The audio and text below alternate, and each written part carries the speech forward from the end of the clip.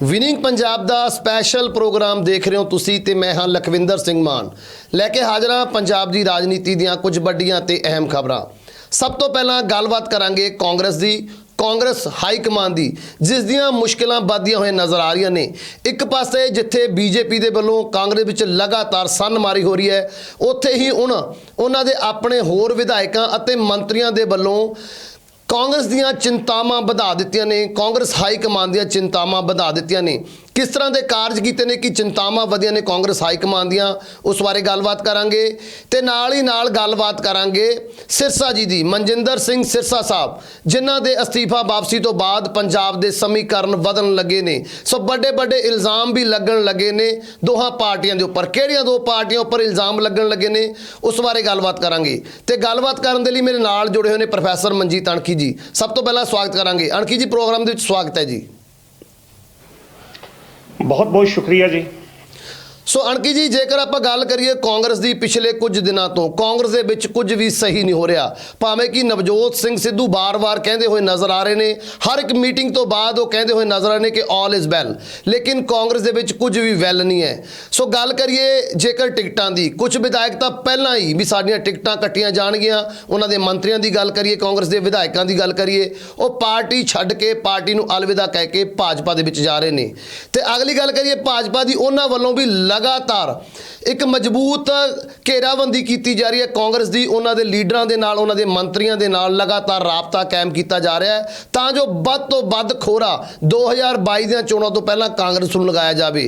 हुण तीसरी गल करांगे जी इन्हां दे अपने ही मंत्रियों की ते विधायकों की, जिहड़े भावें कि कांग्रेस के नाल जुड़े हुए ने, भावें कि उन्हां दा कोई इरादा नहीं कांग्रेस छड्डण दा, लेकिन उन्हां दे वल्लों इस तरह के बयान कि वो अपने हलके तो जां अपने पिछले मौजूदा हलके तो जिथों MLA ने उत्थे वो सीटां नहीं लड़ना चाहुंदे, वो टिकट नहीं लेना चाहुंदे, वो किसी होर हलके दे विच जाना चाहुंदे ने, किसी दूसरे हलके दे विचों जाके अपनी इलैक्शन लड़नी चाहुंदे ने। की कारण ने कि ये मंत्री अते विधायक अपने हलके विचों चोण ना लड़ के जिथों कि वो सिटिंग MLA ने दूसरे हलकों दे विच जाना चाहुंदे ने? किवें देख रहे हो इस तरह दी बयानबाजियां नूं? मान साहब पहला तो नवे साल दी बहुत बहुत बधाइयां। ਤੁਹਾਨੂੰ भी सर बहुत बहुत मुबारकां जी। ਜਿਹੜੇ ਦਰਸ਼ਕ ਸਾਨੂੰ ਵੇਖ ਰਹੇ ਨੇ ਇਸ ਵੇਲੇ ਉਹਨਾਂ ਨੂੰ ਵੀ ਨਵੇਂ ਸਾਲ ਦੀ ਇਸ ਆਮਦ ਦੇ ਉੱਤੇ ਮੇਰੇ ਵੱਲੋਂ ਅਦਾਰਾ ਵਿਨਿੰਗ ਪੰਜਾਬ ਵੱਲੋਂ ਸ਼ੁਭੇਛਾਵਾਂ। ਆਸ ਕਰਦੇ ਹਾਂ ਕਿ ਨਵਾਂ ਸਾਲ ਸਾਰਿਆਂ ਦੀਆਂ ਸਮੱਸਿਆਵਾਂ ਨੂੰ ਦੂਰ ਕਰਕੇ ਨਵੀਆਂ ਖੁਸ਼ਹਾਲੀਆਂ ਖੇੜੇ ਲੈ ਕੇ ਆਵੇਗਾ। ਤੇ ਜਿਸ ਤਰੀਕੇ ਨਾਲ ਸਾਡਾ ਕੰਮ ਹੈਗਾ ਰਾਜਨੀਤਿਕ, ਸਿਆਸੀ, ਆਰਥਿਕ, ਸਮਾਜਿਕ ਗਤੀਵਿਧੀਆਂ ਨੂੰ ਵਿਸ਼ਲੇਸ਼ਣ ਕਰਦੇ ਹਾਂ, ਉਸਦੀ ਸਹੀ ਤਸਵੀਰ, ਸਹੀ ਪਿਕਚਰ ਜਿਹੜੀ ਹੈ ਉਹ ਆਪਣੇ ਦਰਸ਼ਕਾਂ ਤੱਕ ਪੇਸ਼ ਕਰੀਏ। ਤੇ ਜਿਸ ਤਰੀਕੇ ਨਾਲ ਬੀਤੇ ਵਰ੍ਹੇ 'ਚ ਅਸੀਂ ਆਪਣੇ ਚੈਨਲ ਦੇ ਨਾਲ ਦਰਸ਼ਕਾਂ ਦੇ ਰੂਬਰੂ ਹੋਏ ਹਾਂ ਤੇ ਕਾਫੀ ਹੱਦ ਤੱਕ ਉਹਨਾਂ ਦੇ ਆਸਾਂ ਦੇ ਖਰੇ ਉਤਰੇ ਆਸ ਕਰਦੇ ਹਾਂ ਤੇ ਨਵੇਂ ਸਾਲ ਦੀ ਇਸ ਆਮਦ ਦੇ ਉੱਤੇ ਉਹਨਾਂ ਨੂੰ ਯਕੀਨ ਦਿਵਾਉਂਦੇ ਹਾਂ ਕਿ ਅਸੀਂ ਆਪਣੀ ਜ਼ਿੰਮੇਵਾਰੀ ਬਾਖੂਬੀ ਨਿਭਾਉਂਦੇ ਰਹਾਂਗੇ। ਤਾਂ ਖੈਰ ਹੁਣ ਆਪਣੇ ਅਸਲੀ ਕੰਮ ਵੱਲ ਆਈਏ। ਤਾਂ ਪ੍ਰਸ਼ਨ ਤੁਸੀਂ ਕੀਤਾ ਕਾਂਗਰਸ ਦੇ ਮੰਤਰੀਆਂ ਵਿਧਾਇਕਾਂ ਵੱਲੋਂ ਜਿਹੜੇ ਆਪਣੇ ਹਲਕਾ ਬਦਲਣ ਵਾਸਤੇ ਹਾਈ ਕਮਾਨ ਤੇ ਇੱਕ ਦਬਾਅ ਜਿਹੜਾ ਉਹ ਪਾ ਰਹੇ ਨੇ। ਬਿਲਕੁਲ ਸਹੀ ਗੱਲ ਹੈ ਜੀ। ਜੋ ਜਾਣਕਾਰੀ ਹੁਣ ਸਾਡੇ ਤੱਕ ਪਹੁੰਚੀ ਹੈ ਉਹਦੇ ਅਨੁਸਾਰ 20 ਦੇ ਕਰੀਬ ਮੰਤਰੀ ਮੌਜੂਦਾ ਚੰਨੀ ਸਰਕਾਰ 'ਚ ਔਰ ਕੈਪਟਨ ਸਰਕਾਰ 'ਚ ਵੀ ਜਿਹੜੇ ਰਹੇ ਨੇ, 20 ਦੇ ਕਰੀਬ ਮੰਤਰੀ ਤੇ ਵਿਧਾਇਕ ਜਿਨ੍ਹਾਂ ਨੇ ਆਪਣਾ ਹਲਕਾ ਬਦਲਣ ਵਾਸਤੇ ਹਾਈ ਕਮਾਨ ਨੂੰ ਬੇਨਤੀ ਕੀਤੀ ਹੈ। ਔਰ ਕੁਝ ਮੰਤਰੀ ਤਾਂ ਇਹੋ ਜਿਹੇ ਨੇ ਕਿ ਜਿਨ੍ਹਾਂ ਨੇ ਅਜੇ ਤੱਕ ਆਪਣੀ ਐਪਲੀਕੇਸ਼ਨ ਵੀ ਦਾਇਰ ਜਿਹੜੀ ਨਹੀਂ ਕੀਤੀ।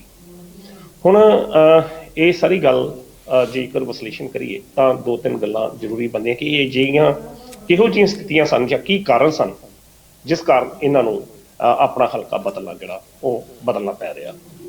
ਜਿਹਦੇ ਵਿੱਚ ਤ੍ਰਿਪਤਜਿੰਦਰ ਸਿੰਘ ਬਾਜਵਾ ਹੈ, ਪੰਜਾਬ ਦੇ ਖਜ਼ਾਨਾ ਮੰਤਰੀ ਮਨਪ੍ਰੀਤ ਸਿੰਘ ਬਾਦਲ ਨੇ, ਵਿਜੇਂਦਰ ਸਿੰਗਲਾ ਹੈ, ਹੋਰ ਇੱਦਾਂ ਦੇ ਨਾਮ ਜਿਹੜੇ ਹਨ ਸਾਡੇ ਕੋਲ ਪਹੁੰਚੇ ਨੇ ਕਿ ਜਿਹੜੇ ਆਪੋ ਆਪਣੇ ਹਲਕਾ ਬਦਲਣ ਦੀ ਜਿਹੜੀ ਗੱਲ ਕਰਦੇ ਪਏ ਨੇ। ਦੇਖੋ, ਜੇਕਰ ਅਸੀਂ ਸਟਾਰਟ ਤੋਂ ਨੰਬਰ 2 ਦੀ ਮੰਤਰੀ ਜਿਹੜਾ ਮਨਪ੍ਰੀਤ ਬਾਦਲ ਦੀ ਗੱਲ ਕਰੀਏ ਤੇ ਮਨਪ੍ਰੀਤ ਬਾਦਲ ਜਦੋਂ ਪਿਛਲੀ ਬਠਿੰਡਾ ਵਿੱਚ ਚੋਣਾਂ ਹੋਈਆਂ ਤਾਂ ਉਸ ਵਕਤ ਵੀ ਹਾਰਡਲੀ ਉਹ 4 ਜਾਂ 5 ਹਜ਼ਾਰ ਵੋਟਾਂ ਦੇ ਫਰਕ ਦੇ ਨਾਲ ਜਿੱਤਿਆ ਸੀ।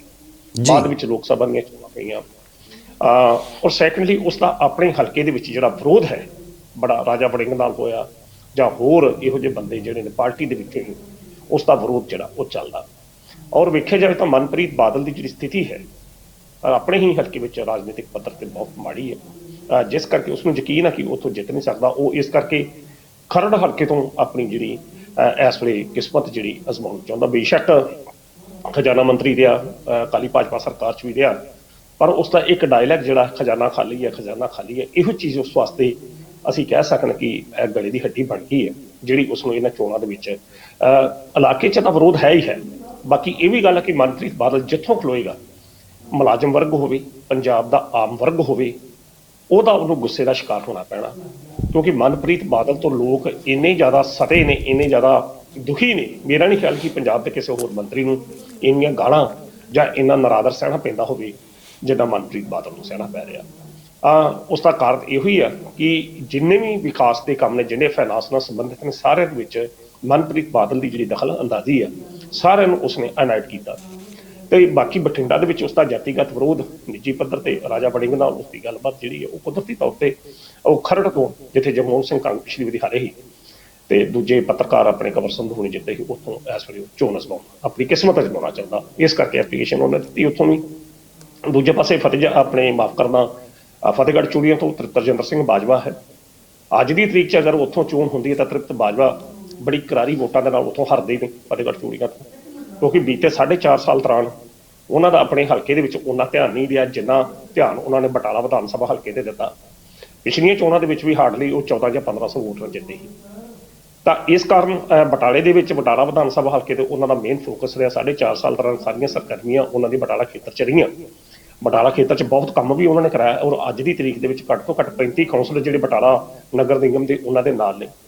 ਤੇ ਇਸ ਹਲਕੇ ਤੋਂ ਜਿਹੜੇ ਅਸ਼ਵਨੀ ਸੇਖੜੀ ਨੇ, ਉਹ ਪੁਰਾਣੇ ਵਿਧਾਇਕ ਨੇ, ਸਾਬਕਾ ਵਿਧਾਇਕ ਨੇ, ਉਹ ਕਿਸਮਤ ਅਜ਼ਮਾਉਣੀ ਚਾਹੁੰਦੇ। ਉਹਨਾਂ ਨੇ ਐਪਲੀਕੇਸ਼ਨ ਦਿੱਤੀ ਹੈ ਨਵਜੋਤ ਸਿੰਘ ਸਿੱਧੂ ਨੂੰ, ਉਹਨਾਂ ਦਾ ਆਸ਼ੀਰਵਾਦ ਪ੍ਰਾਪਤ ਹੈਗਾ, ਮਾਫ ਕਰਨਾ, ਨਵਜੋਤ ਸਿੰਘ ਸਿੱਧੂ ਦਾ ਆਸ਼ੀਰਵਾਦ ਅਸ਼ਵਨੀ ਸੇਖੜੀ ਨੂੰ ਪ੍ਰਾਪਤ ਹੈਗਾ। ਤੇ ਜਦੋਂ ਕਿ ਤ੍ਰਿਪਤਰਜਿੰਦਰ ਸਿੰਘ ਬਾਜਵਾ ਜਿਹੜੇ ਨੇ ਉਹ ਨਵਜੋਤ ਸਿੱਧੂ ਤੇ ਕੱਟੜ ਵਿਰੋਧੀ ਨੇ, ਤਾਂ ਬਟਾਲੇ ਤੋਂ ਹਰ ਹਾਲਤ ਵਿੱਚ ਉਹ ਚੋਣ ਲੜਨਾ ਚਾਹੁੰਦੇ ਨੇ। ਔਰ ਇੱਕ ਹੋਰ ਕੈਂਡੀਡੇਟ ਜਿਹੜਾ ਨਵਾਂ ਉਹਨਾਂ ਨੇ ਜੁਆਇਨ ਕਰਵਾਇਆ, ਜੇਕਰ ਹਿੰਦੂ ਤਾਂ ਉਹ ਰਜਿੰਦਰ ਕੁਮਾਰ ਪੱਪੂ ਜੰਤੀਪੁਰੀਆ ਹੈ, ਉਸਦੀ ਐਂਟਰੀ ਵੀ ਜਿਹੜੀ ਬਟਾਲੇ 'ਚ ਹੋਈ ਹੈ। ਇਹ ਦੋ ਗੱਲਾਂ ਕਰ ਲਓ, ਦੋ ਵਿਧਾਇਕਾਂ ਦੀਆਂ ਗੱਲਾਂ। ਔਰ ਜਲੰਧਰ ਦੇ ਵਿੱਚੋਂ ਵੀ ਕੁਝ ਵਿਧਾਇਕ ਨੇ ਜਿਨ੍ਹਾਂ ਦੇ ਸੰਬੰਧੀ ਉਹ ਆਪਣਾ ਹਲਕਾ ਬਦਲਣ ਵਾਸਤੇ ਹਾਈਕਮਾਨ ਤੇ ਜ਼ੋਰ ਪਾ ਰਹੇ ਆ। ਹੁਣ ਜਿਹੜੀ ਸਥਿਤੀ ਹੁਣ ਇਹ ਹੈ ਕਿ ਉੱਤੇ ਹਾਈਕਮਾਨ ਜਿਹੜੀ ਇੱਕ ਪਾਲਿਸੀ ਬਣਾ ਰਹੀ ਹੈ ਕਿ ਕਿਸੇ ਵੀ ਹਲਕੇ ਤੋਂ ਕਿਸੇ ਵੀ ਉਮੀਦਵਾਰ ਨੂੰ ਦੂਜੇ ਹਲਕੇ 'ਚ ਬਦਲਿਆ ਨਹੀਂ ਜਾਵੇਗਾ। ਤੇ ਜਿੱਥੇ ਇੱਕ ਤੋਂ ਵੱਧ ਦਾਅਵੇਦਾਰੀਆਂ ਨੇ ਤਾਂ ਉੱਥੇ ਫਿਰ ਇਹ ਸਰਵੇ ਕਰਾ ਲਿਆ ਜਾਏਗਾ ਕਿ ਕਿਸ ਦੇ ਹੱਕ ਵਿੱਚ ਜ਼ਿਆਦਾ ਲੋਕਾਂ ਦਾ ਸਮਰਥਕ ਜਾਂ ਲੋਕਾਂ ਦਾ ਰੁਝਾਨ ਜਿਹੜਾ ਕਿਸ ਉਮੀਦਵਾਰ ਦੇ ਹੱਕ 'ਚ ਹੈਗਾ, ਉਸ ਨੂੰ ਵੋਟ ਜਿਹੜੀ ਮਾਫ ਕਰਦਾ ਟਿਕਟ ਜਿਹੜੀ ਹੈ ਦੇ ਦਿੱਤੀ ਜਾਏਗੀ।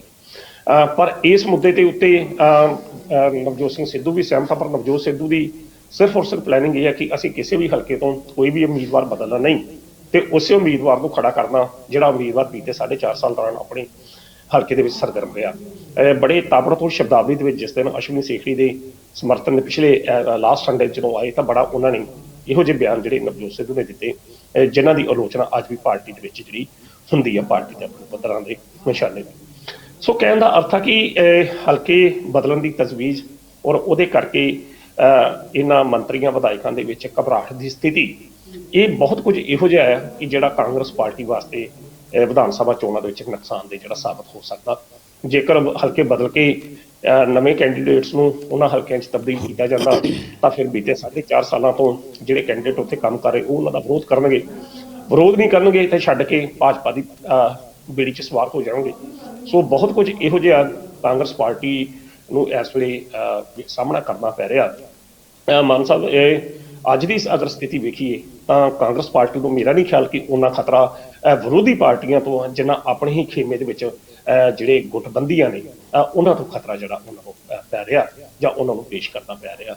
ਤੇ ਜੇਕਰ ਹਾਲਾਤ ਇਹੋ ਹੀ ਰਹੇ ਔਰ ਸੰਭਾਵਨਾ ਵੀ ਇਹੋ ਹੀ ਆ ਕਿ ਹਾਲਾਤ ਇੱਦਾਂ ਹੀ ਕਾਂਗਰਸ ਪਾਰਟੀ 'ਚ ਰਹਿਣੇ, ਇੱਕ ਦੂਜੇ ਦੀਆਂ ਲੱਤਾਂ ਖਿੱਚਣੀਆਂ, ਕੁਰਸੀ ਸੱਤਾ ਦੀ ਪ੍ਰਾਪਤੀ, ਕੁਰਸੀ ਦੀ ਲਾਲਸਾ, ਤਾਂ ਫਿਰ ਜਿਹੜੇ ਨਤੀਜੇ ਨੇ ਉਹਨਾਂ ਸੰਬੰਧੀ ਹੁਣ ਤੋਂ ਹੀ ਅਨੁਮਾਨ ਲਾਇਆ ਜਾ ਸਕਦਾ ਕਿ ਕਾਂਗਰਸ ਪਾਰਟੀ ਦੇ ਨਤੀਜੇ ਜਿਹੜੇ ਆ ਕਿਹੋ ਜਿਹੇ 2022 ਦੀਆਂ ਚੋਣਾਂ ਦੇ ਵਿੱਚ ਕਿਹੋ ਜਿਹੇ ਹੋਣਗੇ। ਸੋ ਇਹਦੇ ਸੰਬੰਧੀ ਜ਼ਰੂਰੀ ਆ ਕਿ ਜਿਹੜੇ ਉਮੀਦਵਾਰ ਐਲਾਨ ਦਿੱਤੇ ਗਏ ਨੇ ਉਹਨਾਂ ਦੀ ਲਿਸਟ ਬਾਹਰ ਆ ਜਾਵੇ। ਦੂਜੇ ਬੰਨੇ ਜਿਹੜੇ ਨਾਮ ਨੇ, ਜਿਹੜਾ ਨਾਮਾਂ ਤੇ ਚਰਚਾ ਹੋ ਰਹੀ ਆ, ਉਹਨਾਂ ਸੰਬੰਧੀ ਵੀ ਜਲਦ ਤੋਂ ਜਲਦ ਫੈਸਲਾ ਜਿਹੜਾ ਕਰ ਲਿਆ ਜਾਵੇ ਤਾਂ ਜੋ ਚੋਣ ਮੈਦਾਨ ਦੇ ਵਿੱਚ ਕਾਂਗਰਸੀ ਉਮੀਦਵਾਰ ਜਿਹੜੇ ਨਿੱਤਰ ਸਕਣ ਤੇ ਤਸਵੀਰ ਜਿਹੜੀ ਹੈ ਉਹ ਸਾਫ਼ ਹੋ ਸਕੇ। ਜੀ ਮਾਨ ਸਾਹਿਬ। ਪਰ ਅਣਖੀ ਸਰ, ਜਿਵੇਂ ਹੁਣ ਕਾਂਗਰਸ ਹਾਈ ਕਮਾਂਡ ਦੀ ਗੱਲ ਕਰੀਏ, ਉਹਨਾਂ ਨੇ ਕਿਹਾ ਸੀ ਨਵਾਂ ਫਾਰਮੂਲਾ ਲੈ ਕੇ ਆਵਾਂਗੇ ਵੀ ਕਾਰਜਸ਼ੈਲੀ ਦੇ ਆਧਾਰ ਦੇ ਉੱਪਰ ਸਾਡੇ ਉਮੀਦਵਾਰ ਚੋਣ ਮੈਦਾਨ ਜਿੱਤਣਗੇ, ਜਿਹੜਾ ਯੋਗ ਹੋਏਗਾ ਜਾਂ ਉਸ ਨੂੰ ਹੀ ਟਿਕਟ ਮਿਲੇਗੀ। ਹੁਣ ਜੇ ਕਾਰਜਸ਼ੈਲੀ ਦੀ ਗੱਲ ਕਰੀਏ, ਜਿਹੜੇ ਇਹ ਵਿਧਾਇਕ ਜਾਂ ਮੰਤਰੀ ਨੇ, ਕਹਿਣ ਦਾ ਮਤਲਬ ਕਿ ਇਹ ਆਪਣੀ ਹੀ ਕਾਰਜਸ਼ੈਲੀ ਤੋਂ ਖੁਸ਼ ਨਹੀਂ, ਇਹ ਸੰਤੁਸ਼ਟ ਨਹੀਂ, ਕਿਉਂਕਿ ਜੇਕਰ ਇਹ ਸੰਤੁਸ਼ਟ ਹੁੰਦੇ ਆਪਣੀ ਕਾਰਜਸ਼ੈਲੀ ਤੋਂ ਹਿੱਕ ਠੋਕ ਕੇ ਕਹਿੰਦੇ ਹਾਈ ਕਮਾਂਡ ਨੂੰ ਵੀ ਮੈਂ ਇੱਥੇ ਕੰਮ ਕੀਤੇ ਨੇ ਆਪਣੇ ਹਲਕੇ ਦੇ ਵਿੱਚ, 5 ਸਾਲ ਮੈਂ ਲੋਕਾਂ ਦੇ ਵਿੱਚ ਵਿਚਰਿਆ, ਮੈਨੂੰ ਇੱਥੋਂ ਟਿਕਟ ਦੇਵੋ, ਲੇਕਿਨ ਇਹ ਤਾਂ ਭੱਜਦੇ ਹੋਏ ਨਜ਼ਰ ਆ ਰਹੇ ਨੇ।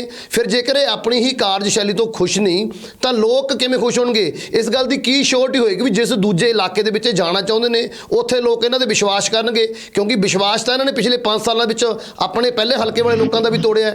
ਫਿਰ ਕਿਸ ਤਰ੍ਹਾਂ ਦੀਆਂ ਮੁਸ਼ਕਿਲਾਂ ਤੁਸੀਂ ਦੇਖ ਰਹੇ ਹੋ, ਕਿਸ ਤਰ੍ਹਾਂ ਸਥਿਤੀਆਂ ਬਣਦੀਆਂ ਜਾ ਰਹੀਆਂ ਨੇ ਕਾਂਗਰਸ ਦੇ ਵਿੱਚ? ਦੇਖੋ, ਉਹ ਸਥਿਤੀ ਤੇ ਮੈਂ ਪਹਿਲਾਂ ਹੀ ਬਿਆਨ ਕਰ ਚੁੱਕਾ ਕਿ ਜੇਕਰ ਇਹੋ ਜਿਹੀਆਂ ਸਥਿਤੀਆਂ ਬਣੀਆਂ ਰਹੀਆਂ, ਜਿਸ ਤਰੀਕੇ ਦੀਆਂ ਸਥਿਤੀਆਂ ਕਾਂਗਰਸ ਪਾਰਟੀ ਦੇ ਵਿੱਚ ਹੁਣ ਨੇ, ਇੱਕ ਦੂਜੇ ਦੀਆਂ ਲੱਤਾਂ ਖਿੱਚਣੀਆਂ, ਤਾਂ ਕਾਂਗਰਸ ਦੇ ਨਤੀਜੇ ਜਿਹੜੇ ਨੇ ਉਹ ਜਿਹੋ ਜਿਹੇ ਹੋਣਗੇ ਉਹ ਸਾਰਿਆਂ ਨੂੰ ਪਤਾ ਲੱਗ ਸਕਦਾ। ਤਾਂ ਪ੍ਰਸ਼ਨ ਜਿਹੜਾ ਤੁਸੀਂ ਮੈਨੂੰ ਕੀਤਾ, ਮੈਂ ਉਹਦਾ ਜਵਾਬ ਮੈਂ ਇਹ ਦੇਣਾ। ਬਿਲਕੁਲ ਇਹ ਮੰਤਰੀ ਆਪਣੀ ਕਾਰਜਸ਼ੈਲੀ ਤੋਂ ਖੁਸ਼ੀ ਨਹੀਂ ਹੈ। ਇਸੇ ਕਾਰਜਸ਼ੈਲੀ ਦੇ ਪ੍ਰਤੀ ਜਿਹੜਾ ਪ੍ਰਸ਼ਨ ਸੀ, ਨਵਜੋਤ ਸਿੱਧੂ ਨੇ ਪਿਛਲੇ ਐਤਵਾਰ ਬਟਾਲਾ ਵਿਖੇ ਅਸ਼ਵਨੀ ਸੇਖੜੀ ਦੇ ਹੱਕ ਵਿੱਚ ਜਦੋਂ ਰੈਲੀ ਕੀਤੀ ਜਾ ਰਹੀ ਸੀ, ਤਾਂ ਉੱਥੇ ਇਹੋ ਜਿਹਾ ਪ੍ਰਸ਼ਨ ਉਠਾਇਆ ਸੀ ਕਿ ਭਈ 4.5 ਸਾਲ ਦੌਰਾਨ ਜੇਕਰ ਤੁਸੀਂ ਆਪਣੇ ਹਲਕੇ 'ਚ ਵੜੇ ਨਹੀਂ ਤਾਂ ਤੁਹਾਡੇ ਹਲਕੇ ਦੇ ਲੋਕ ਇਸ ਹਲਕੇ 'ਚ ਕੀ ਕਰੋਗੇ? ਹਾਂ, ਬਿਲਕੁਲ ਬੜਾ ਵਧੀਆ ਤੁਹਾਡਾ ਇਹ ਪ੍ਰਸ਼ਨ ਹੈਗਾ ਕਿ ਇਹ ਮੰਤਰੀ ਜਿਹੜੇ ਨੇ, ਇਹ ਵਿਧਾਇਕ ਨੇ, ਜਿਹੜੇ ਆਪੋ ਆਪਣੇ ਹਲਕਾ ਬਦਲਣ ਦੀ ਮੰਗ ਕਰ ਰਹੇ ਨੇ, ਇਹ ਆਪਣੀ ਹੀ ਕਾਰਜਸ਼ੈਲੀ ਤੋਂ ਸੰਤੁਸ਼ਟ ਨਹੀਂ ਹਨ। ਔਰ ਪਤਾ ਆ ਕਿ ਉਹਨਾਂ ਹਲਕਿਆਂ ਦੇ ਵਿੱਚ ਇਹਨਾਂ ਨੇ ਕੀਤਾ ਕੱਖ ਨਹੀਂ, ਤੇ ਇਹਨਾਂ ਹਲਕੇ ਦੇ ਲੋਕਾਂ 'ਚ ਜਦੋਂ ਜਾਣਾ ਤਾਂ ਉਹਨਾਂ ਨੇ ਜਵਾਬ ਮੰਗਣਾ। ਤਾਂ ਇਹੋ ਹੀ ਕਾਰਨ ਆ ਕਿ ਮੈਂ ਬਹੁਤ ਸੋਹਣੀ ਤੁਸੀਂ ਗੱਲ ਕੀਤੀ ਕਿ ਜੇਕਰ ਇਹ ਆਪਣੀ ਕਾਰਜਸ਼ੈਲੀ ਤੋਂ ਸੰਤੁਸ਼ਟ ਨਹੀਂ ਤੇ ਇੱਕ ਹਲਕੇ ਦੇ ਵੋਟਰਾਂ ਦਾ ਵਿਸ਼ਵਾਸ ਤੋੜ ਕੇ ਇਹ ਦੂਜੇ ਹਲਕੇ 'ਚ ਲੋਕਾਂ ਦਾ ਵਿਸ਼ਵਾਸ ਮਤ ਕਿਸ ਤਰੀਕੇ ਨਾਲ ਗ੍ਰਹਿਣ ਕਰਨਗੇ ਜਾਂ ਕੀ ਲੋਕ ਇਹਨਾਂ ਤੇ ਭਰੋਸਾ ਕਰਨਗੇ? ਸਭ ਤੋਂ ਵੱਡਾ ਪ੍ਰਸ਼ਨ ਤੇ ਇਹ ਆ। ਇਹਨਾਂ ਨੂੰ ਫਿਰ ਭਗੌੜਿਆਂ ਦੀ ਰਾਜਨੀਤੀ, ਭਗੌੜੇ ਸ਼ਬਦ ਕਿਹਾ ਜਾ ਸਕਦਾ, ਤਾਂ ਵਿਰੋਧੀ ਪਾਰਟੀ ਦੇ ਹੱਥ ਤੇ ਮੌਕਾ ਆਉਣਾ ਹੀ ਆਉਣਾ ਇਹ ਗੱਲਾਂ ਕਹਿਣ ਦਾ। ਇਹ ਭਗੌੜੇ ਉਮੀਦਵਾਰ ਨੇ ਜਿਹੜੇ ਇੱਕ ਹਲਕੇ ਤੋਂ ਲੋਕਾਂ ਨੂੰ ਫੇਸ ਨਹੀਂ ਕਰ ਸਕੇ ਤੇ ਦੂਜੇ 'ਚ ਆਏ, ਤਾਂ ਕੁਦਰਤੀ ਤੌਰ ਤੇ ਇਸ ਦਾ ਵੀ ਜਿਹੜਾ ਵਿਰੋਧ ਆ, ਹਲਕੇ ਦੇ ਵੋਟਰਾਂ ਦਾ ਵਿਰੋਧ ਜਿਹੜਾ ਜਿਸ ਨਵੇਂ ਹਲਕੇ ਜਾ ਕੇ ਉੱਥੇ ਸਾਹਮਣਾ ਕਰਨਾ ਪੈ ਸਕਦਾ। ਪਰ ਇਹਦੇ ਨਾਲ ਹੀ ਨਾਲ ਇਹ ਵੀ ਗੱਲ ਮਾਨ ਸਾਹਿਬ ਧਿਆਨ 'ਚ ਰੱਖਣੀ ਚਾਹੀਦੀ ਆ ਕਿ ਜਿਨ੍ਹਾਂ ਹਲਕਿਆਂ ਦੇ ਵਿੱਚ ਇਹ ਉਮੀਦਵਾਰ ਜਾਂ ਇਹ ਮੰਤਰੀ ਜਾਂ ਇਹ ਵਿਧਾਇਕ ਹਲਕਾ ਬਦਲਣ ਦੀ ਗੱਲ ਕਰ ਰਹੇ ਆ, ਤਾਂ ਉਹਨਾਂ ਹਲਕਿਆਂ ਦੇ ਵਿੱਚ ਘੱਟ ਤੋਂ ਘੱਟ ਜਿਹੜੇ ਪੁਰਾਣੇ ਕਾਂਗਰਸੀ ਹਨ ਜਾਂ ਪੁਰਾਣੇ ਜਿਹੜੇ ਉਮੀਦਵਾਰ ਨੇ, ਟਿਕਟ ਦੇ ਦਾਅਵੇਦਾਰ ਨੇ ਕੀਤਾ, ਉਹਨਾਂ ਨੇ ਵੀ ਕੱਖ ਨਹੀਂ ਆ, ਉਹਨਾਂ ਤੇ ਵੀ ਲੋਕਾਂ ਦਾ ਵਿਸ਼ਵਾਸ ਨਹੀਂ ਹੈਗਾ। ਸੋ ਨਾ ਤੇ ਉਹ ਪੁਰਾਣਿਆਂ ਤੇ ਨਾ ਹੀ ਨਵਿਆਂ ਤੇ ਵਿਸ਼ਵਾਸ ਜਿਹੜਾ ਲੋਕਾਂ ਨੂੰ ਹੈਗਾ, ਕਿਉਂਕਿ ਜੇਕਰ 4.5 ਸਾਲ ਦੌਰਾਨ ਪੁਰਾਣਿਆਂ ਨੇ ਕੱਖ ਨਹੀਂ ਕੀਤਾ ਤੇ ਫਿਰ ਨਵਿਆਂ ਨੇ ਵੀ ਉਹਨਾਂ ਨਵਿਆਂ ਹਲਕਿਆਂ ਦੇ ਵਿੱਚ ਜਾ ਕੇ ਆਪਣਾ ਹੱਕ ਨਹੀਂ ਸੀ ਜਤਾਉਣਾ।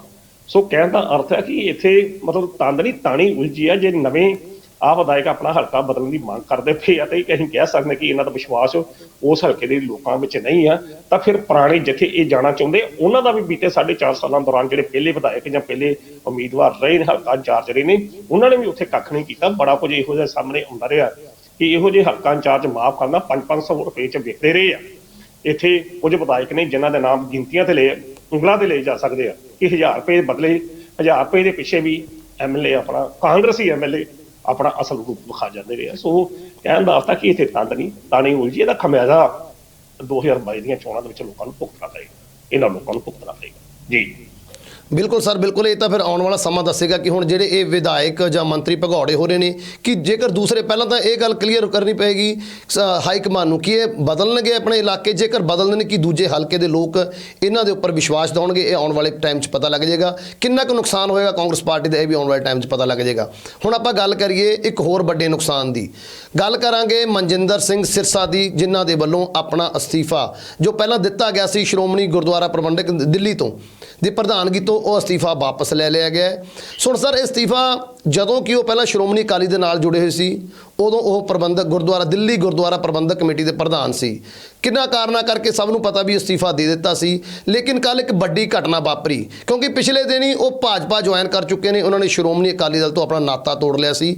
ਲੇਕਿਨ ਕੱਲ ਉਹਨਾਂ ਨੇ ਆਪਣੀ ਪ੍ਰਧਾਨਗੀ ਤੋਂ ਜੋ ਅਸਤੀਫਾ ਪਹਿਲਾਂ ਦਿੱਤਾ ਸੀ ਉਹ ਅਸਤੀਫਾ ਵਾਪਸ ਲੈ ਲਿਆ, ਭਾਵ ਕਿ ਉਹ ਦਿੱਲੀ ਗੁਰਦੁਆਰਾ ਪ੍ਰਬੰਧਕ ਕਮੇਟੀ ਦੇ ਫਿਰ ਤੋਂ ਪ੍ਰਧਾਨ ਬਣ ਗਏ ਨੇ।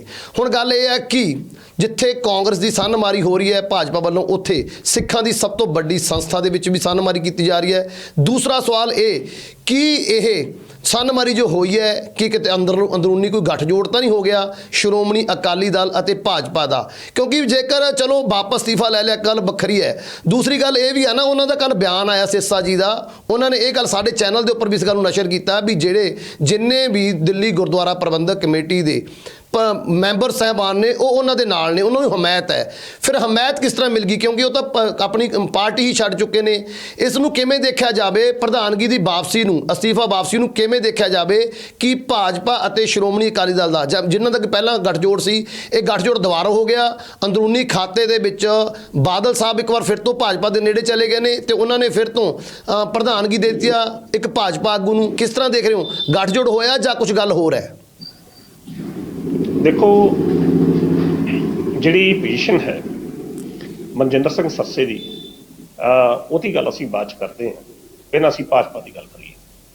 ਭਾਰਤੀ ਜਨਤਾ ਪਾਰਟੀ ਵੱਲੋਂ ਬੀਤੇ ਸਾਲ ਡੇਢ ਸਾਲ ਤੋਂ ਜਿਹੜੇ ਸਿੱਖ ਮਸਲੇ ਨੇ ਉਹਨਾਂ ਦੇ ਵਿੱਚ ਬੜੀ ਦਿਲਚਸਪੀ ਜਿਹੜੀ ਲਈ ਜਾ ਰਹੀ ਹੈ। ਪ੍ਰਧਾਨ ਮੰਤਰੀ ਨਰਿੰਦਰ ਮੋਦੀ ਹੋਣ, ਚਾਹੇ ਅਮਿਤ ਸ਼ਾਹ ਹੋਣੀ ਹੋਣ, ਚਾਹੇ ਕੋਈ, ਜਿਹੜੇ ਸਿੱਖ ਮਸਲੇ ਨੇ ਉਹਨਾਂ ਨੂੰ ਬੜੀ ਬਖੂਬੀ ਦੇ ਨਾਲ ਉਹ ਹੱਲ ਕਰਨ ਦਾ ਯਤਨ ਕਰ ਰਹੇ ਆ। ਅੱਜ ਤੋਂ ਕੋਈ 15 ਦਿਨ ਪਹਿਲਾਂ ਭਾਰਤੀ ਜਨਤਾ ਪਾਰਟੀ ਵੱਲੋਂ ਇੱਕ ਫੁੱਲ ਪੇਜ ਦਾ ਇਸ਼ਤਿਹਾਰ ਵੀ ਅਖਬਾਰਾਂ ਦੇ ਵਿੱਚ ਦਿੱਤਾ ਗਿਆ, ਜਿਹਦੇ ਵਿੱਚ ਉਹਨਾਂ ਨੇ ਸਿੱਖ ਮਸਲੇ, ਸਿੱਖ ਗੁਰਦੁਆਰੇ, ਸਿੱਖ ਗੁਰਧਾਮਾਂ ਦੀ ਗੱਲ ਜਿਹੜੀ ਸੀ ਉਹ ਕਰਦਿਆਂ ਹੋਇਆ ਦੱਸੀ ਕਿ ਕਿਸ ਤਰੀਕੇ ਦੇ ਨਾਲ ਉਹਨਾਂ ਨੂੰ ਹੱਲ ਕੀਤਾ ਜਾ ਰਿਹਾ। ਗੁਜਰਾਤ ਦੇ ਗੁਰਦੁਆਰੇ ਦੇ ਵਿੱਚ ਪ੍ਰਧਾਨ ਮੰਤਰੀ ਨਰਿੰਦਰ ਮੋਦੀ ਹੋਣਾ ਦਾ ਇੱਕ ਫੰਕਸ਼ਨ ਸੀ, ਉਸ ਫੰਕਸ਼ਨ ਦੇ ਵਿੱਚ ਜਾ ਕੇ ਵੀ ਉਹਨਾਂ ਨੇ ਕਾਫੀ ਕੁਝ ਇਸ ਤਰ੍ਹਾਂ ਦਾ ਸਿੱਖਾਂ ਦੇ ਹੱਕ ਵਿੱਚ ਬੋਲਿਆ ਔਰ ਸਿੱਖ ਮਸਲਿਆਂ ਨੂੰ ਹੱਲ ਕਰਨ ਦੀ ਗੱਲ ਕੀਤੀ।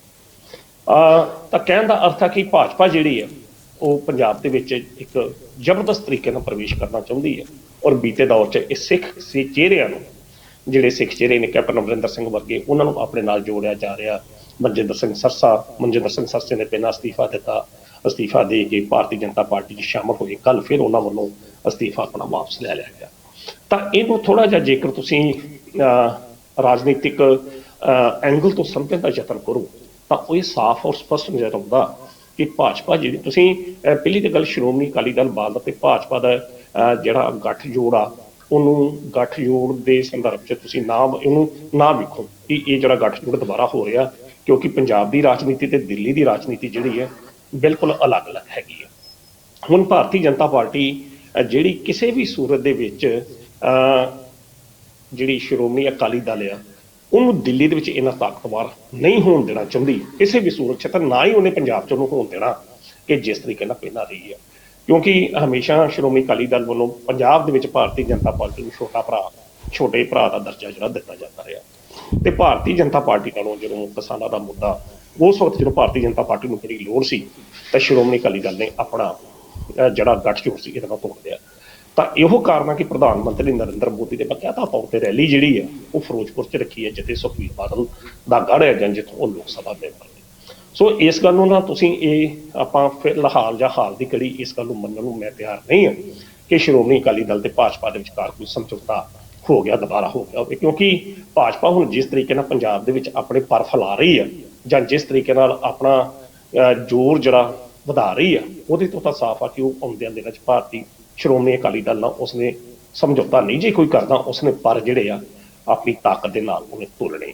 ਹੁਣ ਮਨਜਿੰਦਰ ਸਿੰਘ ਸਰਸਾ ਦੀ ਅਸਤੀਫੇ ਦੀ ਜਿਹੜਾ ਤੁਸੀਂ ਪ੍ਰਸ਼ਨ ਕੀਤਾ, ਇਹ ਅਸਤੀਫਾ ਉਹਨਾਂ ਨੇ ਵਾਪਸ ਲੈ ਲਿਆ ਤਾਂ ਉਹਨਾਂ ਨੇ ਇਹ ਗੱਲ ਕਹੀ ਕਿ ਮੇਰਾ ਅਸਤੀਫਾ ਪ੍ਰਵਾਨ ਨਹੀਂ ਕੀਤਾ ਗਿਆ ਤੇ ਕੁਝ ਟੈਕਨੀਕਲ ਕਾਰਨਾਂ ਕਰਕੇ ਵਿੱਤੀ ਬੈਂਕਾਂ ਦੇ ਵਿੱਚ ਮੈਨੂੰ ਸਾਈਨ ਸੂਈਨ ਕਰਨੇ ਪੈਂਦੇ ਆ, ਤਾਂ ਅਜੇ ਤੱਕ ਲੱਭਾ ਨਹੀਂ ਤੇ ਇਸ ਕਰਕੇ ਮੈਂ ਅਸਤੀਫਾ ਵਾਪਸ ਲੈ ਲਿਆ। ਠੀਕ ਆ, ਉਹ ਕਰ ਸਕਦੇ ਆ, ਕਹਿ ਸਕਦੇ ਆ, ਹਰ ਬੰਦੇ ਨੂੰ ਆਪੋ ਆਪਣਾ ਹੱਕ ਆ।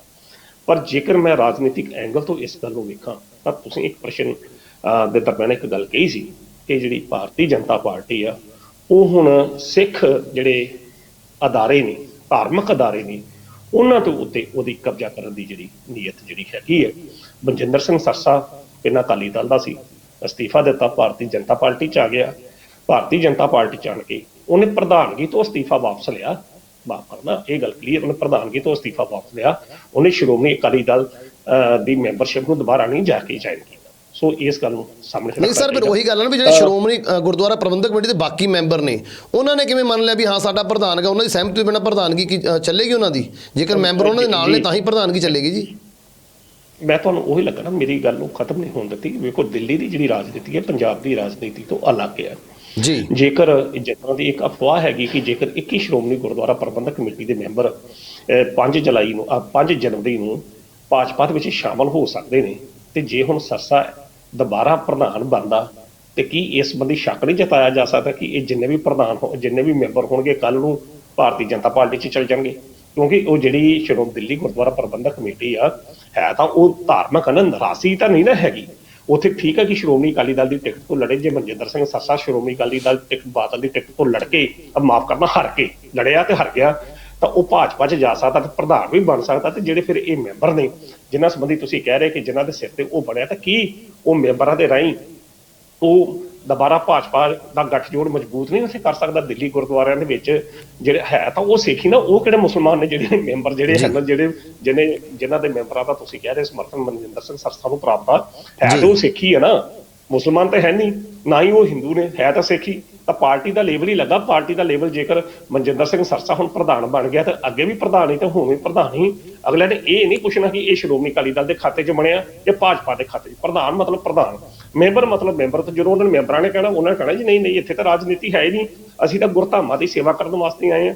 ਤੁਸੀਂ ਜਿਹੜੀ ਸ਼੍ਰੋਮਣੀ ਗੁਰਦੁਆਰਾ ਪ੍ਰਬੰਧਕ ਕਮੇਟੀ ਦਾ ਹਾਲ ਵੇਖ ਲਓ, ਤੇ ਇਹ ਮੈਂਬਰ ਜਿਹੜੇ ਨੇ ਸਾਰੇ ਬਾਦਲ ਦਲ ਦੇ ਹੁੰਦੇ ਆ, ਤੇ ਜਿਹੜੀ ਪ੍ਰਧਾਨ ਹੈ ਉਹ ਵੀ ਸ਼੍ਰੋਮਣੀ ਅਕਾਲੀ ਦਲ ਦਾ ਥਾਪਿਆ ਹੁੰਦਾ। ਪਰ ਸ਼੍ਰੋਮਣੀ ਅਕਾਲੀ ਦਲ ਮਾਫ ਕਰਦਾ ਸ਼੍ਰੋਮਣੀ ਗੁਰਦੁਆਰਾ ਪ੍ਰਬੰਧਕ ਕਮੇਟੀ ਜਦੋਂ ਇੰਨੀ ਗੱਲ ਨਾ ਜੇ ਸਾਡਾ ਸ਼੍ਰੋਮਣੀ ਅਕਾਲੀ ਦਲ ਦਾ ਕੋਈ ਸੰਬੰਧ ਹੀ ਕੋਈ ਨਹੀਂ, ਅਸੀਂ ਤੇ ਨਿਰੋਲ ਪੰਥ ਦੀ ਸੇਵਾ ਕਰਨੀ ਆ, ਸਿੱਖ ਗੁਰਧਾਮਾਂ ਦੀ ਸੇਵਾ ਕਰਨੀ ਆ, ਸਾਡਾ ਰਾਜਨੀਤਿਕ ਪਾਰਟੀਆਂ ਨਾਲ ਕੋਈ ਸੰਬੰਧ ਨਹੀਂ। ਇੱਦਾਂ ਦੇ ਬਿਆਨ ਵੀ ਤੁਸੀਂ ਵੇਖਣ ਨੂੰ ਮਿਲਦੇ। ਤੇ ਈਵਨ ਕਿ ਸੁਖਬੀਰ ਸਿੰਘ ਬਾਦਲ ਵੀ ਕਹਿ ਦਿੰਦੇ ਆ ਕਿ ਸ਼੍ਰੋਮਣੀ ਗੁਰਦੁਆਰਾ ਪ੍ਰਬੰਧਕ ਕਮੇਟੀ ਨਾਲ ਸਾਡਾ ਕੋਈ ਮਤਲਬ ਨਹੀਂ, ਉਹ ਤੇ ਸੰਵਿਧਾਨਕ ਜਥੇਬੰਦੀ ਆ, ਲੋਕਾਂ ਵੋਟਾਂ ਪਾ ਕੇ ਮੈਂਬਰਾਂ ਨੂੰ ਚੁਣਦੇ, ਵੇਖੋ ਸਾਡਾ ਤਾਂ ਕੋਈ ਮਤਲਬ ਨਹੀਂ ਉਹਦੇ ਵਿੱਚ ਦਖਲਅੰਦਾਜ਼ੀ ਕਰੀਏ। ਸੋ ਕਹਿਣ ਦਾ ਅਰਥ ਇਹ ਵੀ ਉਧਰ ਵੀ ਇਹੋ ਹੀ ਸਥਿਤੀਆਂ ਨੇ ਕਿ ਉਹ ਜਿਹੜੇ ਮੈਂਬਰ ਨੇ ਠੀਕ ਆ, ਉਹ ਸ਼੍ਰੋਮਣੀ ਅਕਾਲੀ ਦਲ ਬਾਦਲ ਦੇ ਸੰਬੰਧਤ ਨੇ, ਪਰ ਹੈ ਤਾਂ ਸਿੱਖ। ਉਹ ਕੱਲ ਨੂੰ ਕਹਿ ਦੇਣਗੇ ਠੀਕ ਆ ਜੀ, ਅਸੀਂ ਮਨਜਿੰਦਰ ਸਿੰਘ ਸਰਸਾ ਨੂੰ ਜਿਹੜਾ ਸਮਰਥਨ ਦਿੱਤਾ ਬਤੌਰ ਸਿੱਖ ਦਿੱਤਾ, ਅਸੀਂ ਪਾਰਟੀ ਪ੍ਰਧਾਨ ਵੱਲੋਂ ਨਹੀਂ ਦਿੱਤਾ। ਬਾਕੀ ਰਾਜਨੀਤੀ ਦੇ ਵਿੱਚ ਮਾਨ ਸਾਹਿਬ ਬੜਾ ਕੁਝ ਇਹੋ ਜਿਹਾ ਹੁੰਦਾ ਕਿ ਜਿਹੜਾ ਤੁਹਾਡੀ ਔਰ ਮੇਰੀ ਸਮਝ ਤੋਂ ਪਰੇ ਹੁੰਦਾ। ਆਉਂਦਿਆਂ ਦਿਨਾਂ 'ਚ ਇਸ ਦੀ ਸਾਫ਼ ਹੋ ਜਾਏਗੀ। ਪਰ ਮੈਨੂੰ ਜੋ ਲੱਗਦਾ ਉਹ ਇਹ ਲੱਗਦਾ ਕਿ ਭਾਰਤੀ ਜਨਤਾ ਪਾਰਟੀ ਸਿੱਧੇ ਤੌਰ ਤੇ ਹੁਣ ਸਿੱਖ ਗੁਰਧਾਮਾਂ ਤੇ ਸਿੱਖ ਮਸਲੇ ਵਿੱਚ ਇੱਕ ਬੜੇ ਤਰੀਕੇ ਦੇ ਨਾਲ ਇੰਟਰਫੇਰੈਂਸ ਦਖਲਅੰਦਾਜ਼ੀ ਕਰ ਰਹੀ ਹੈ ਤੇ ਉਸ ਦੀ ਕਬਜ਼ਾ ਕਰਨ ਦੀ ਜਿਹੜੀ ਇੱਕ ਨੀਅਤ ਜਿਹੜੀ ਆ ਉਹ ਸਾਹਮਣੇ ਆ ਰਹੀ ਹੈ। ਜੀ ਬਿਲਕੁਲ ਸਰ, ਜਿਵੇਂ ਤੁਸੀਂ ਕਿਹਾ ਕਿ ਭਾਜਪਾ ਦੀ ਨੀਅਤ ਦੀ ਗੱਲ ਕੀਤੀ ਹੈ ਕਿ ਸਿੱਖਾਂ ਦੇ ਉੱਪਰ ਉਹ ਇੱਕ ਤਰ੍ਹਾਂ ਦਾ ਕਬਜ਼ਾ ਸਿੱਖ ਧਾਮਾਂ ਦੀ ਗੱਲ ਕਰੀਏ ਜਾਂ ਸਿੱਖ ਪੰਥ ਦੇ ਉੱਪਰ ਛੇਕਮਾਰੀ ਕਰਨ ਦੀ ਕੋਸ਼ਿਸ਼ ਕਰ ਰਹੀ ਹੈ। ਆਉਣ ਵਾਲੇ ਸਮੇਂ ਦੇ ਵਿੱਚ ਇਹਦਾ ਕਿਸ ਤਰ੍ਹਾਂ ਦਾ ਹਸ਼ਰ ਹੋਏਗਾ, ਜਾਂ ਕਿ ਉਹ ਛੇਕਮਾਰੀ ਕਰ ਪਾਏਗੀ, ਜਾਂ ਫਿਰ ਸਿੱਖਾਂ ਦੇ ਵੱਲੋਂ ਸਮਾਂ ਰਹਿੰਦਿਆਂ ਹੀ ਇਸ ਨੁਕਸਾਨ ਨੂੰ ਜੋ ਤਕਰੀਬਨ ਨੁਕਸਾਨ ਕਰਨ ਲੱਗੇ ਨੇ ਉਸ ਤੋਂ ਬਚਾਅ ਕਰ ਲਿਆ ਜਾਏਗਾ। ਆਉਣ ਵਾਲੇ ਸਮੇਂ ਦੇ ਵਿੱਚ ਪਤਾ ਲੱਗ ਜਾਏਗਾ। ਅਣਖੀ ਸਾਹਿਬ, ਤੁਸੀਂ ਇਹਨਾਂ ਖਬਰਾਂ ਦਾ ਐਨਾਲਿਸਿਸ ਕਰਨ ਦੇ ਲਈ ਸਾਡੇ ਨਾਲ ਜੁੜੇ ਹੋ ਲਈ ਤੁਹਾਡਾ ਬਹੁਤ ਬਹੁਤ ਧੰਨਵਾਦ। ਬਹੁਤ ਬਹੁਤ ਸ਼ੁਕਰੀਆ ਜੀ। ਇਹ ਸਨ ਪ੍ਰੋਫੈਸਰ ਮਨਜੀਤ ਸਿੰਘ ਅਣਖੀ ਸਾਹਿਬ, ਜਿਨ੍ਹਾਂ ਨੇ ਇਹਨਾਂ ਖਬਰਾਂ ਦਾ ਖੂਬਸੂਰਤ ਤਰੀਕੇ ਦੇ ਨਾਲ ਐਨਾਲਿਸਿਸ ਕੀਤਾ ਹੈ। ਉਮੀਦ ਹੈ ਸਾਡੇ ਦਰਸ਼ਕਾਂ ਨੂੰ ਉਹਨਾਂ ਦੁਆਰਾ ਕੀਤੀ ਹੋਈ ਚਰਚਾ ਜ਼ਰੂਰ ਪਸੰਦ ਆਈ ਹੋਵੇਗੀ। ਤੁਹਾਨੂੰ ਇਹ ਚਰਚਾ ਕਿਵੇਂ ਲੱਗੀ ਸਾਨੂੰ ਕਮੈਂਟ ਕਰਕੇ ਜ਼ਰੂਰ ਦੱਸਿਓ। ਅਗਲੇ ਪ੍ਰੋਗਰਾਮ ਦੇ ਵਿੱਚ ਕੁਝ ਹੋਰ ਖਬਰਾਂ ਦੇ ਨਾਲ ਹੋਵਾਂਗੇ ਤੁਹਾਡੇ ਰੂਬਰੂ। ਉਦੋਂ ਤੱਕ ਸਾਨੂੰ ਦਿਓ ਇਜਾਜ਼ਤ। ਧੰਨਵਾਦ।